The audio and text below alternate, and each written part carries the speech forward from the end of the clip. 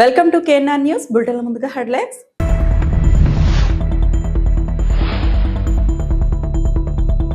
పాలన 2 ఏళ్లు నమ్మకం కార్యక్రమంలో ఘనబాబు కీలక వ్యాఖ్యలు.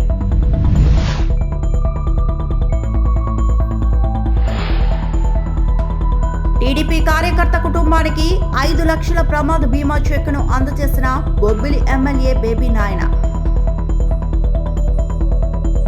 యోగాంధ్ర రాష్ట్ర స్థాయి పోటీల్లో ఉత్తమ ప్రతిభ చూపాలి జాయింట్ కలెక్టర్ హేమలత.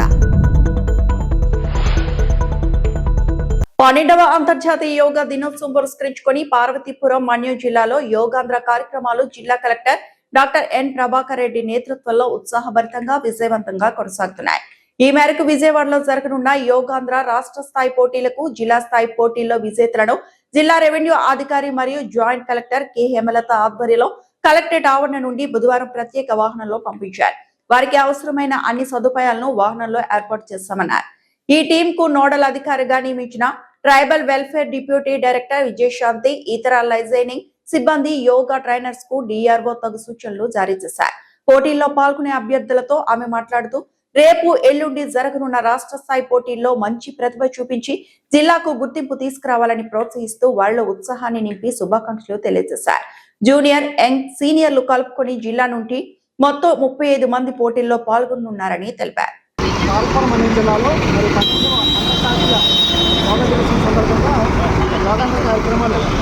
గౌరవ జిల్లా కలెక్టర్ గారు డాక్టర్ ఎన్ ప్రభాకర్ రెడ్డి గారి నేతృత్వంలో ఎంతో విజయవంతంగా విజయంగా కొనసాగుతున్నాయి. మరి ఆ క్రమంలో భాగంగా జిల్లా స్థాయి యోగాంధ్ర పోటీల్లో విజేతలను మరి ఈరోజు రాష్ట్ర స్థాయి యోగాంధ్ర పోటీలకు మన గౌరవ జిల్లా రెవెన్యూ అధికారి వారు హేమలత గారి ఆధ్వర్యంలో రాష్ట్ర స్థాయి పోటీలకు పంపించడం జరుగుతుంది. ఈ క్రమంలో ఇక్కడ ఆయుష్ శాఖ, అలాగే వైద్య శాఖ, విద్యుత్ శాఖ అధికారులు, అలాగే వారి పరిరక్షణ, ఈ కార్యక్రమానికి నోడలధికారిగా మన అధికారి విజయశాంతి గారు, అలాగే అసిస్టెంట్ నోడలధికారి గారు, మరి వీరికి యోగా గురువుగా మన మోహన్ గంటారెడ్డి గారు సహాయం వహిస్తారు. మరి ఈ కార్యక్రమం అంతా ఆయుష్ ఇన్ఛార్జి వైద్యాధికారి, జిల్లా ఇన్ఛార్జి డాక్టర్ హేమలత ఆధ్వర్యంలో కార్యక్రమాలు యోగాంధ్ర పోటీలు నిర్వహించడం జరిగింది. మరి మనకి 35 మంది జిల్లా స్థాయి విజేతలని ఈ రాష్ట్ర స్థాయి పోటీలు ఎదురు జరుగుతుంది. రేపు 18, 19 తారీఖులో విజయవాడలో జరగబోయే కార్యాలు మరియు విజయం సాధించి మన జిల్లాకి మంచి తీసుకురావాలని మరి జిల్లా యంత్రాంగం, అలాగే కలెక్టర్ గారు, జాయింట్ కలెక్టర్ గారు, అలాగే POITD వారు అందరూ కూడా ఎంతో ప్రోత్సాహం ఇచ్చి ఉత్సాహపరిచి పంపడం జరుగుతుంది. విజయనగరం జిల్లా బొబ్బిలి నియోజకవర్గం బాడంగి మండలం గజరాయుని వలస గ్రామానికి చెందిన కందుల సత్యనారాయణ అనే టీడీపీ కార్యకర్త కొన్ని రోజుల క్రితం రోడ్డు ప్రమాదంలో మృతి చెందాడు. అయితే మృతుడు టీడీపీ సభ్యత్వం తీసుకున్నందున ఈ రోజు బుధవారం 5 లక్షల ప్రమాద బీమా చెక్కును బొబ్బిలి శాసనసభ్యులు RVSKK రంగారావు వారి గ్రామానికి వెళ్లి వారి కుటుంబానికి అందజేశారు. దీంతో కుటుంబ సభ్యులు ముఖ్యమంత్రి నారా చంద్రబాబు నాయుడికి, స్థానిక ఎమ్మెల్యే బేబీ నాయన్ కు కృతజ్ఞతలు తెలిపారు. ఈ కార్యక్రమంలో బాడంగి మండలం టీడీపీ అధ్యక్షులు తెంటు రవి, వైస్ ఎంపీపీ పాలవలస గౌరు, లచ్చుపతల సత్యం, టీడీపీ నాయకులు తదితరులు పాల్గొన్నారు. కేష్ గారు, పల్లా శ్రీనివాసరావు గారు మమ్మల్ని మీ దగ్గరికి పంపించారు. కందుల సత్యనారాయణ గారు వశాత్తు వారు చనిపోవడం జరిగింది. ఆ సభ్యత్వం బీమా తీసుకోవడం వల్ల ఆ సభ్యత్వ బీమా 5 లక్షల రూపాయలు మీ బ్యాంక్ అకౌంట్ మీరు ఏదైతే ఇచ్చారో దాంట్లో క్రెడిట్ అయిపోయింది. ఆ నామినీ పత్రాలు మన పార్టీది, అదేవిధంగా యునైటెడ్ ఇండియా ఇన్సూరెన్స్ది 5 లక్షల పత్రాలు మీ ఇంటికి వచ్చి వారి కుటుంబ సభ్యులకి నామినీకి అందించాలని పార్టీ ఆదేశించడం అయింది.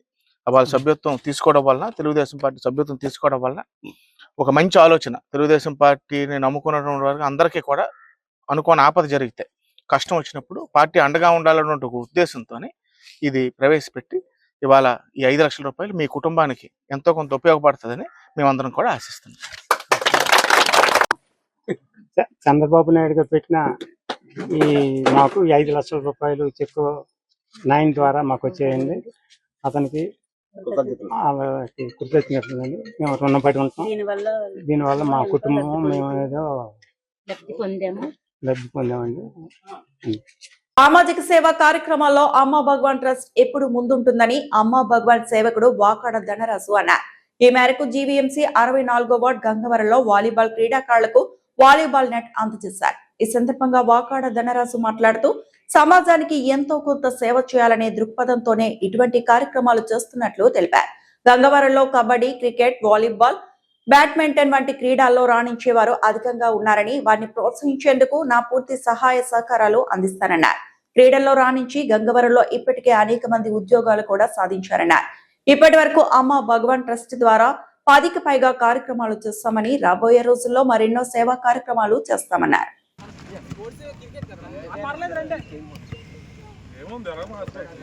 ఓపెన్ చేయండి.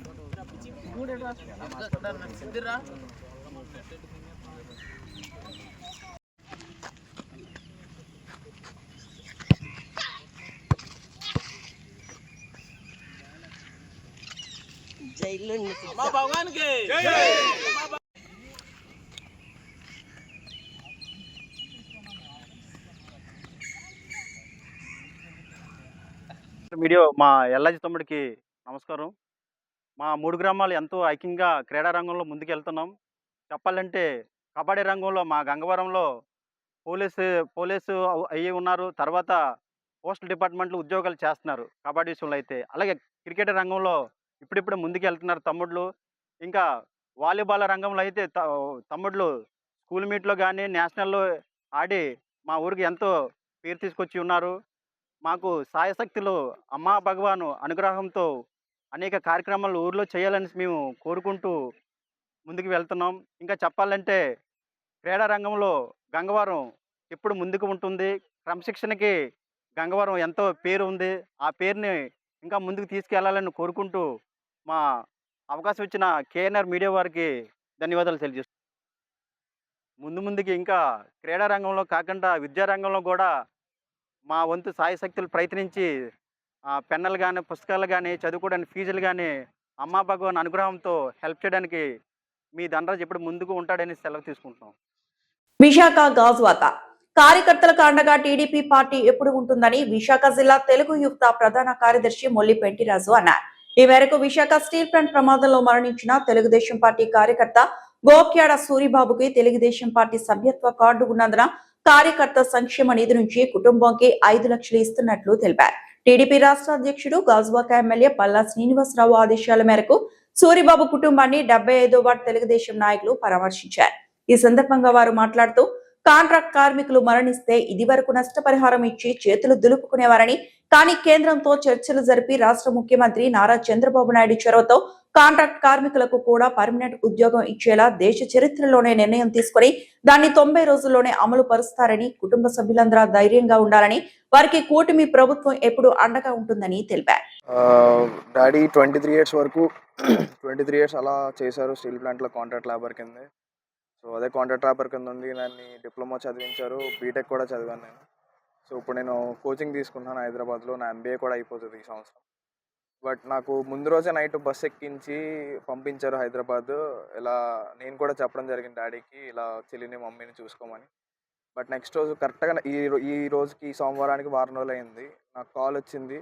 ఆ స్టేజ్లో కూడా డాడీ చనిపోయే ముందు లేదంటే కాలిపోయినప్పుడు కాల్ చేసి, నాన్న చెల్లిని మమ్మీని నువ్వే జాగ్రత్తగా చూసుకోవాలి, నేను చూసుకోలేకపోతున్నాను, మొత్తం కాలిపోయానని చెప్పారు. అది ఇప్పటికీ అది జీర్ణించుకోలేకపోతున్నాను, అది నా వల్ల అవ్వట్లేదు. ఎందుకంటే డాడీ మా ఫ్యామిలీగానే కాదు, మొత్తం కుటుంబం మొత్తానికి డాడీ ఒక్కళ్ళే చూసుకునేటోళ్ళు. ఏది వచ్చినా ఏ కష్టం వచ్చినా ఎవరికి బాగోకపోయినా డాడీ ముందుండేవాళ్ళు. అలాంటిది ఇప్పుడు డాడీ లేరు అనే మాటని ఇప్పటికీ ఎవరు తీసుకోలేకపోతున్నారు. సో దీనికి తగ్గ న్యాయం జరగాలి. ఏ రోజు సెలవు పెట్టేవారు కాదు, ఎవరిని సెలవు పెట్టించేవారు కాదు. చేసిన ఎన్ని సంవత్సరాల సర్వీస్ ఉందో అన్ని సంవత్సరాలు చాలా బాగా చేశారు. బట్ ఏ రోజు అనుకోలేదు ఇలా జరుగుతుందని. కానీ చూడాలి ఇంకా ఏం జరుగుతుందో చూడాలి. ఈరోజు తెలుగుదేశం పార్టీ రాష్ట్ర అధ్యక్షులు గాజువాక శాసనసభ్యులు పల్లా శ్రీనివాసరావు గారి ఆదేశాల మేరకు ఏదైతే 75వ వార్డులో ఉన్న గోక్యాడ సూరిబాబు గారు మొన్న 8వ తారీఖున జరిగిన స్టీల్ ప్లాంట్ ప్రమాదంలో మరణించిన సంగతి మనందరికీ తెలిసింది. నిజంగా సంఘటన చాలా దురదృష్టకరం. ఏదైతే స్టీల్ ప్లాంట్ని కాపాడాలనుకున్నారో అంత సేవ చేసి ఎన్నో ఏళ్ళు కష్టపడి అక్కడే ప్రమాదంలోనే మరణించడం వాళ్ళ కుటుంబానికి అనలేని లోటు. వాళ్ళ కుటుంబానికి మనోధైర్యం కల్పించడానికి ఈరోజు గాజువాక నియోజకవర్గం తెలుగుదేశం పార్టీ సభ్యులు 75వ వార్డు క్రియాశీలక సభ్యులందరూ కూడా వాళ్ళ ఇంటికి వచ్చి పరామర్శించడం జరిగింది. ఏదైతే గోకేడ సూరిబాబు గారు తెలుగుదేశం పార్టీలో క్రియాశీలకంగా ఉంటూ పార్టీ కార్యక్రమాల్లో కష్టపడి పనిచేసి పార్టీ కృషి కోసం కష్టకాలంలో ఉన్నప్పుడు ఎప్పుడు అండగా నిలబడ్డారు. వారి కుటుంబానికి కూడా, వారి కుటుంబానికి పార్టీ తరపున అండగా ఉండాలని ఏదైతే చంద్రబాబు నాయుడు గారు, నారా లోకేష్ గారు కార్యకర్తల సంక్షేమానికి కార్యకర్త నిధి అని సభ్యత్వ నమోదు పెట్టి 100 రూపాయలతో చేశారో, ఈరోజు అది 5 లక్షల ఇన్సూరెన్స్ని వాళ్ళ కుటుంబానికి అర్హులుగా ఎమ్మెల్యే గారు చెప్పడం జరిగింది. దానికి సంబంధించిన డాక్యుమెంట్స్ అంతా ప్రొసీజర్ జరుగుతుంది. ఒక నెల నుంచి 45 రోజుల్లోపు 5 లక్షల చెక్కును కూడా గాజువాక శాసనసభ్యులు పల్లా శ్రీనివాసరావు గారు వాళ్ళ కుటుంబానికి అందజేస్తారని మీడియా ద్వారా తెలియజేస్తూ, అదేవిధంగా ఏదైతే ప్రమాదం జరిగిందో వాళ్ళ తండ్రి మరణించడం జరిగింది. అతనికి ఏదైతే కేంద్ర మంత్రివర్యులు కుమారస్వామి గారు చెప్పిన ప్రకారం కూటమి ప్రభుత్వం పార్టీకనే కాకుండా ఏదైతే ప్రమాదంలో ఎంప్లాయీలతో పాటు కాంట్రాక్ట్ కార్మికులకు కూడా సమానంగా పర్మనెంట్ ఉద్యోగం ఇస్తామని చెప్పడం దేశ చరిత్రలోనే నిజంగా ఒక మొదటి ఇది నిర్ణయం. ఎక్కడ ఏ పరిశ్రమైనా చూడండి, ప్రభుత్వ రంగ పరిశ్రమల్లో అక్కడ కాంట్రాక్ట్ బేసిక్ పనులు చేసుకున్న వాళ్ళని ఆ రోజు మరణిస్తే ఏదో నష్టపరిహారం ఇచ్చి వాళ్ళకి ఏదో ఓదార్పు చెప్పి వాళ్ళకి ఉపాధి కూడా ఇచ్చే రోజులు లేవు. కానీ ఈ రోజు కూటమి ప్రభుత్వం ధైర్యంగా ఒక నిర్ణయం తీసుకొని సంక్షేమం, పారిశ్రామిక అభివృద్ధిలో కూటమి ప్రభుత్వం సరికొత్త చరిత్ర సృష్టించిందని పశ్చిమ ఎమ్మెల్యే ప్రభుత్వ విప్ గణబాబు అన్నారు. ఈ మేరకు శ్రీహరిపురంలో కూటమి ప్రభుత్వం 2 సంవత్సరాలు పాలన 2 ఏళ్ల నమ్మకం అనే కార్యక్రమం నిర్వహించారు. ఈ సందర్భంగా గణబాబు మాట్లాడుతూ, గత 5 ఏళ్ల రాక్షస పాలనలో రాష్ట్రం అన్ని రంగాల్లో నష్టపోయిందని, ఎన్డీఏ ప్రభుత్వం అధికారంలోకి వచ్చిన 2 ఏళ్లలో ఎన్నో ఆర్థిక ఇబ్బందులు ఎదుర్కొని రాష్ట్రాన్ని అభివృద్ధి బాటలో నడుపుతోందన్నారు. ఈ 2 ఏళ్ల విజయం కేవలం ఆరంభం మాత్రమేనని, రాబోయే 3 ఏళ్లలో మిగిలిన లబ్ధిదారులందరికీ సంక్షేమ ఫలాలు అందేలా నియోజకవర్గాన్ని మరింత అభివృద్ధి చేసేలా పక్కా ప్రణాళికలతో ముందుకు సాగుతున్నామని తెలిపారు. ఈ కార్యక్రమంలో కూటమి నాయకులు Anga Prashanthi, Polimera Srinu, zonal commissioner Hemavathi, nodal officer Madhavi మరియు అధికారులు, ప్రజలు, మహిళలు అధిక సంఖ్యలో పాల్గొన్నారు.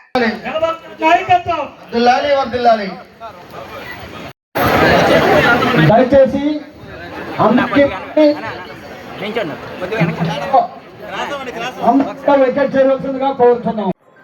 ప్రపంచంలో ఉండేటువంటి తెలుగువారు అందరూ కూడా గర్వించేదే విధంగా ఎన్డీఏ పాలన ఈ 2 ఏళ్లలో ఎన్ని ఇబ్బందులున్నా, ఎన్ని అవాంతరాలున్నా అనుభవశాలి ముఖ్యమంత్రి అయితే చంద్రబాబు నాయుడు గారి దూరదృష్టి కావచ్చు, వారి అనుభవం కావచ్చు, గత 5 ఏళ్ల రాక్షస పాలనలో, అసమర్థ పాలనలో అన్ని రంగాల్లో కూడా నిస్తేజం ఉన్నటువంటి పరిస్థితుల్లో అధికారంలోకి వచ్చిన తర్వాత ఈ హామీలు కూడా సూపర్ 6 హామీలతో పాటు అభివృద్ధి, సంక్షేమం, ఒకవైపు ఏపీ బ్రాండ్ని మరలా నిలుపుకోవడం, ఇవన్నీ కూడా ఒక ఛాలెంజ్. ప్రభుత్వ ఏర్పాటు టైంకి ఇవన్నీ కూడా ఒక పెద్ద ఛాలెంజ్గా ఉండేవి. అలాంటి ఛాలెంజ్ ఈరోజు ఈ 2 ఏళ్లలోనే మేము కూడా ఊహించాల.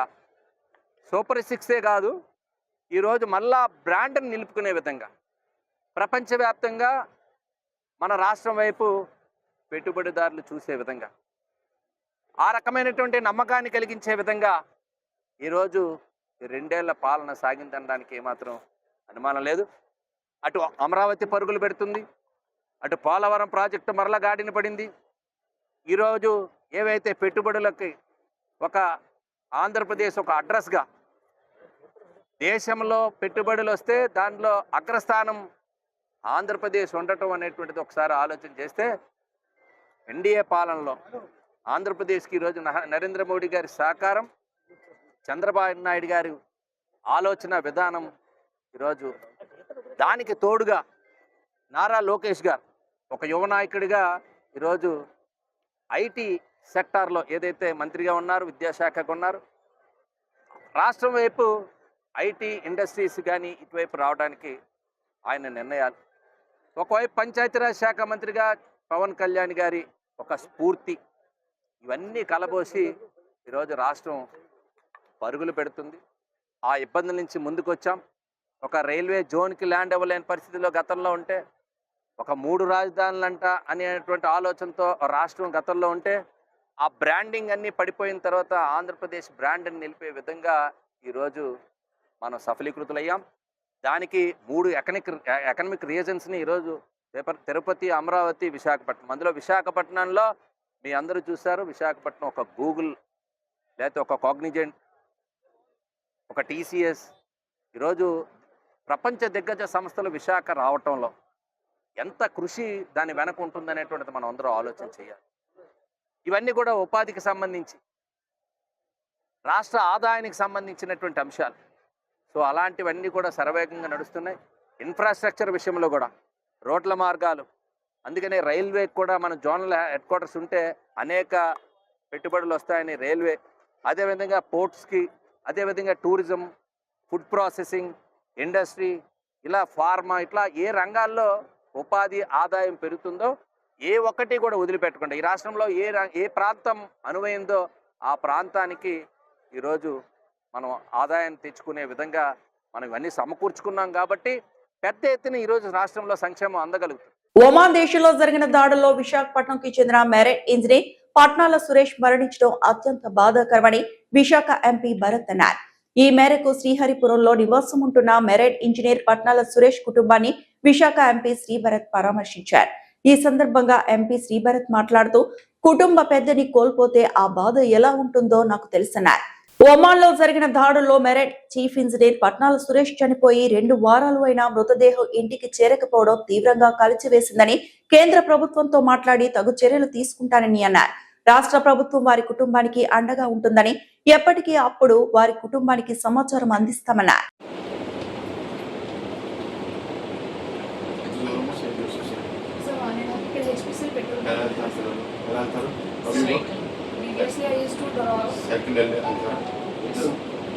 ఫస్ట్ నేను డ్రాప్ చేసేదాన్ని సార్. లాస్ట్ 6 months నేను సిక్ అయిపోయినా, ఆర్థరైటిస్ ఇవన్నీ రావడం వల్ల కొంచెం ఎందుకన్నానో అన్నాను సైకిల్ అలవాటు చేయండి కొద్దిగా. నేను వెళ్ళని రోజు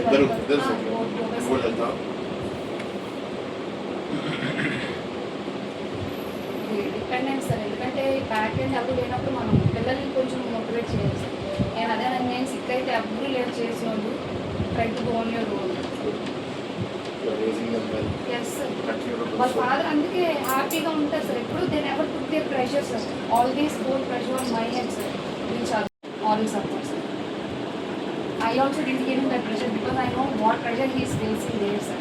నేను అతను ఎప్పుడు ట్రబుల్ చేయలేదు. అందుకే బాధ సార్. ఈ కోఆపరేటెడ్ మీకే అసలు ఏం లేదు. No disputes, nothing sir. Understanding చాలా ఎక్కువ.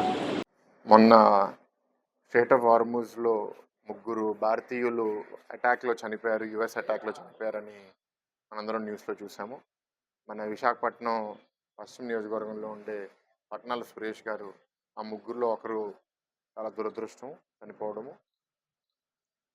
వెంటనే ఆ రోజు గణబాబు గారు వచ్చి కుటుంబాన్ని పరామర్శించడము, మద్దతు ఎట్లా మనం చేయాలనేది ఇన్ఫర్మేషన్ కూడా సీఎం ఆఫీస్కి పాస్ ఆన్ చేస్తే, ఫస్ట్ ఆయన బిలాంగింగ్స్, ఆయన రిమైన్స్ బాడీ మనకి ఇక్కడ వెంటనే రీపాట్రియేట్ చేయాలి అనే వరకు మన సీఎం ఆఫీస్ కోఆర్డినేట్ చేస్తున్నారు. అయితే ఇవాళ నేను కూడా వాళ్ళ కుటుంబం, భార్గవి గారు, వాళ్ళ పిల్లల్ని ఇక్కడ కలవడానికి వచ్చాను. చాలా కాన్ఫిడెంట్గా ఉన్నారు ఆవిడ. ఇప్పుడు దాకా ఒక మంచి పార్ట్నర్గా పిల్లల్ని రేస్ చేస్తూ, ఎందుకంటే సంవత్సరంలో 9 నెలలు సురేష్ గారు సముద్రంలో షిప్లో ఉండడము, తక్కువ వయసులో 44 ఏళ్ళకి చనిపోవడము. 12 ఏళ్ళ క్రితం ఆయన చీఫ్ ఇంజనీర్ అయ్యారు. తక్కువ వయసుకి చీఫ్ ఇంజనీర్ అయ్యారంటే వర్క్లో ఎంత బాగున్నారు, చాలా ఫ్యూచర్ ఉన్న మనిషి. అట్లాంటి మనిషిని కోల్పోవడము ఆ వృత్తికి, ఈ కుటుంబానికి అండ్ సమాజానికి కూడా ఒక it's a big loss. Very sad. And తప్పకుండా ఆ ఫ్యామిలీకి support through the shipping company and through the government, whatever we can extend we will do. ఒకటి నాకు చెప్పింది ఏంటంటే, ఆయన ఇద్దరు పిల్లలే కాకుండా ఆయన తోడళ్ళు చనిపోయారు, వాళ్ళకు కూడా 2 అమ్మాయిలు ఉన్నారు. వాళ్ళ అమ్మాయిలను కూడా ఈయనే చూసుకోవడం, చదివించడం. హి was a noble man. So we have lost a good person. బాధగా అనిపిస్తుంది. బట్ మా వరకు ఏంటంటే అతి త్వరగా ఇన్ఫర్మేషన్ ఆయన బాడీ ఎక్కడుంది అండ్ ఎప్పుడు తిరిగి తీసుకుని రాగలుగుతామని ఫ్యామిలీకి ఇస్తే, ఎందుకంటే కొంత అది నాకు కనపడుతుంది ఏంటంటే క్లారిటీ లేకపోవడం వల్ల ఇంకెక్కువ టెన్షన్కి గురవుతున్నారు. సో ఆ క్లారిటీ అతి త్వరగా ఇచ్చే, ఎందుకంటే వార్ టైంలో మన కంట్రోల్లో కూడా ఉండదు. ఇప్పుడు యుఎస్, ఇరాన్, ఇజ్రాయెల్ ఈ వార్లో చాలా జరిగినాయి. దేశం కూడా చాలా విషయాల్లో దెబ్బతినింది. బట్ ఇట్లా ఒక ప్రాణం కోల్పోవడం కూడా ఇంకా బాధగా ఉంది. తప్పకుండా we will get clarity and information, and whatever support family కి మనం ప్రొవైడ్ చేయాలో చేస్తాం. కూటమి ప్రభుత్వం 2 ఏళ్ల పాలన పూర్తి చేసుకున్న సందర్భంగా గాజువాక క్లబ్ లో 2 ఏళ్ల నమ్మకం అభివృద్ధి కార్యక్రమం నిర్వహిస్తున్నట్లు టీడీపీ నియోజకవర్గ సమన్వయకర్త ప్రసాదుల శ్రీనివాసరావు అన్నారు. ఈ మేరకు పాత గాజువాక టీడీపీ కార్యాలయంలో మీడియా సమావేశం నిర్వహించారు. ఈ సందర్భంగా వారు మాట్లాడుతూ కూటమి ప్రభుత్వంలో ప్రజలు అందరూ ఆనందంగా ఉన్నారని, ఇది సహించలేని వైసీపీ నేతలు నిరాధార విమర్శలు చేస్తున్నారన్నారు. గత 5 సంవత్సరాల్లో రాక్షస పాలన, అసమర్థ పాలన జరిగిందని, ఒక్క కంపెనీని కూడా తీసుకురాలేదు అన్నారు. అలాగే దళిత మహిళా హోం మంత్రి వంగలపూడి అనితపై మాజీ మంత్రి గుడివాడ అమర్నాథ్ చేసిన వ్యాఖ్యలకు తక్షణమే క్షమాపణ చెప్పాలన్నారు. ఈ కార్యక్రమంలో green and beautification director Mullipentiraju, Telugu యువత కార్యదర్శి గణపతి, అప్పలరాజు, నరేష్ మరియు టీడీపీ నాయకులు, కార్యకర్తలు పాల్గొన్నారు. అధ్యక్షత వహించిన సోదరులు అధ్యక్షులు గణపతి గారికి, అలాగే ప్రధాన గారు నరేష్ గారికి, ప్రధానంగా ఈ రాష్ట్రంలో కూటమి ప్రభుత్వం ఏర్పాటై 2 ఏళ్లు పూర్తి చేసుకునే సందర్భంగా గౌరవ శాసనసభ్యులు ఆంధ్రప్రదేశ్ తెలుగుదేశం పార్టీ అధ్యక్షులు శ్రీ పల్లా శ్రీనివాస్ గారి సారథ్యంలో రేపు ఉదయం 10 గంటలకి జగ్గు జంక్షన్ వద్ద ఉన్న గాజువాక క్లబ్లో కూటమి పార్టీల ఆత్మీయ సమావేశం జరుగుతోంది. ఈ సమావేశంలో DCCB chairman, Janasena incharge Pawan Tatarao garu, అలాగే బీజేపీ నియోజకవర్గ ఇన్ఛార్జ్ కేఎన్ఆర్ గారు, అలాగే నియోజకవర్గంలో ఉన్న తెలుగుదేశం పార్టీ, జనసేన, భారతీయ జనతా పార్టీ కుటుంబ సభ్యులందరూ కూడా పాల్గొంటున్నారు. అయితే ఇక్కడ ప్రధానంగా 2 అంశాలు ఈరోజు చర్చకు వస్తాయి. ఒకటి, 5 సంవత్సరాల జగన్మోహన్ రెడ్డి పాలనలో ఈ రాష్ట్రం ఏ స్థితికి దిగజారిపోయిందో ప్రజలందరికీ తెలుసు. ఎందుకంటే అధికారంలో ఉన్ననాలు ఉన్మాదుల్లాగా వ్యవహరించి ఈ రాష్ట్ర ఆర్థిక పరిస్థితిని ధ్వంసం చేయడం కాకుండా కక్షలు, కుతంత్రాలు, అవినీతితో ఈ రాష్ట్ర తాలూకా పేరు ప్రతిష్టలు కూడా భగ్నం చేసి మరి చివరకు ఆంధ్రప్రదేశ్ ప్రజలు ఇచ్చిన ఒక చరిత్రాత్మకమైన తీర్పుతో 11 స్థానాలను కోల్పోయి పరిమితం అయిపోయి కనీసం ప్రతిపక్ష హోదా కూడా దక్కించుకోలేదు. కానీ వారు ఇంకా ఆత్మపరిశీలన చేసుకొని వారు గతంలో చేసిన పాపాలు మరలా శాపాలుగా మారకుండా వారు ప్రక్షాళన చేసుకుంటారనే ప్రజలందరూ భావించారు. కానీ దురదృష్టవశాత్తు ఉన్మాదులు మరింత ఉన్మాదులుగా మారిపోయి ప్రతిపక్షంలో ఉన్నా కూడా రఫా అంటూ ముఖ్యంగా దళిత వర్గాలకు కానీ, బీసీ వెనుకబడిన వర్గాలకు కానీ, ఎస్సీ ఎస్టీల పట్ల తీవ్రమైన కక్ష సాధింపు చర్యలతో అనేక వేధింపులకు, అవమానాలకు, అవహేళనకు గురి చేస్తున్నారు. ఉదాహరణకు 2 సంఘటనలు మీకు చెప్తాను. ఈరోజు దళిత వర్గానికి చెంది రాష్ట్ర హోంమంత్రిగా తన శక్తి సామర్థ్యాలతో, తనకున్న పరిపాలనా దక్షతతో ప్రజలకు రాష్ట్రంలో శాంతి భద్రతలు పరిరక్షించాలని ఏకైక లక్ష్యంతో మరి నారా చంద్రబాబు నాయుడు గారి సారథ్యంలో, పవన్ కళ్యాణ్ గారి ఆశీస్సులతో, మరి ప్రధానమంత్రి తాలూకా ఆదేశాలతో అద్భుతంగా పనిచేస్తూ ఉంటే మరి ఇక్కడికి వచ్చి ఆయన రాజకీయాల్లో ఎలా ఉంటుందంటే ప్రసంగిస్తారు. ఉపన్యాసం అంటే చాలామంది ఏమనుకుంటారంటే ఏదో సొల్లు పురాణాలు, చిల్లర మాటలు మాట్లాడి అవతల వాళ్ళని మనోభావాలు దెబ్బ కొట్టి ఆనందం పొందేవాడిది సునకానందం అంటారు. అంటే వాళ్ళు కుక్కలతో సమానం. మీకు దమ్ము ఉంటే సునిశ్చితమైన విమర్శలు చేయాలి. ఎదటి వారి తాలూకా మనోభావాలు దెబ్బకుండా రాజకీయంగా మీరు ఏ విధంగా చేయండి, అలా చేసి రాజకీయాల తాలూకా విలువలను పెంచాలి. కానీ దురదృష్టవశాత్తు ఒక దళిత మహిళ తాలూకా ఆమె వేసుకునే వారి సౌందర్యాల గురించి కానీ, వారి తాలూకా మిగతా అంశాల గురించి మాట్లాడి మరి ఈ స్థితికి దిగజారిపోవడం అత్యంత ఆక్షేపణీయం అని చెప్పేసి నేను మన ప్రాంతానికి చెంది దురదృష్టవశాత్తు గాజువాకలో చాలామంది ఎమ్మెల్యేలు అయ్యారు. ఈ ప్రాంతం ఈ గడ్డ పుణ్యం అనే, కానీ చాలామంది ఎంతో హోందాగా వ్యవహరించారు. కానీ మన ప్రాంతంలో ఉన్న అమర్నాథ్ గారు మంత్రి అయి ఉండి ఆయన మీద వస్తున్న ట్రోలింగ్లు చూసి, ఆయన చేస్తున్న కామెంట్లకి వస్తున్న ట్రోలింగ్లు చూసి మనం సిగ్గుపడుతున్నాం. మన ప్రాంతానికి ఈ విధంగా మాట్లాడుతూ ఒక్కొక్కరు వ్యక్తిగత విమర్శలు చేస్తూ, అంటే ఆయన చేసిన విమర్శలకి అదే రీతిలో సమాధానం చెప్తున్నారు. కానీ ఇంకా ఆయన జ్ఞానోదయం తెచ్చుకుంటా నిజంగా ఒక బాధ్యత గల ప్రజాప్రతినిధిగా ఉండి బేషరతుగా అమ్మాయి హోంమంత్రి గారికి క్షమాపణ చెప్పాలి. అలాగే ఎస్సీ ఎస్టీ వర్గాల వారికి క్షమాపణ చెప్తేనే రేపు పొద్దున నీకు భవిష్యత్తులో కనీసం ప్రజలైనా గౌరవిస్తారని చెప్పి సందర్భం మనవి చేసుకుంటూ, అలాగే ఈ వార్తలు ఇంతటితో సమాప్తం.